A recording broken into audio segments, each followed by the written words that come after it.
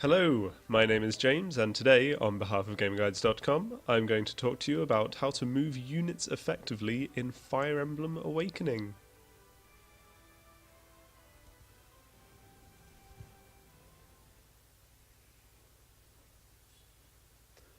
The most important thing to know about when it comes to considering movement is the danger zone. Simply tap X and the game will mark every square that an enemy will be able to attack in during the next turn. This instantly lets you make more educated moves around the map. The best way to use this information is to try and lure enemy units to your most defensively capable squad members. Move one into the first red square you can see and an enemy will likely try to attack you, letting you launch a strong counterattack in the process. Think of every move as if you're setting a trap for your opponent.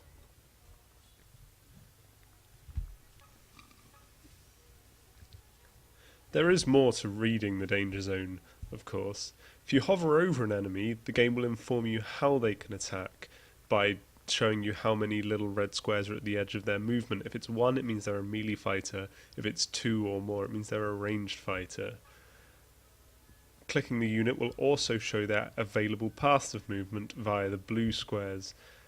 This information is vital to success. If an enemy is going to attack in a ranged stance, then it would do you a disservice to pick a character with only a melee attack as their lure. What's more, reading this information will give you details on bottlenecks and help you foresee a particularly dangerous aerial enemy that may be able to slink around your lures and defences. So always click an enemy to check their entire movement range before you decide that you know everything that's going to happen. The final thing to remember in terms of moving forwards is the importance of classes. If you see an enemy mage, for example, don't move a character with weak magical resistance as their lure. At the very least, give them backup from a mage to boost their resistance. The last thing you need to do is move a character that you've relied on for bottlenecks and such as Kellum, and then just have him blasted away by an eager dark mage. Make sure you check the defense and the resistance of the character you're moving and know which characters you should be using in which situations. The danger zone will also show enemy blind spots. This will let you move healers, dancers and other fragile units intelligently.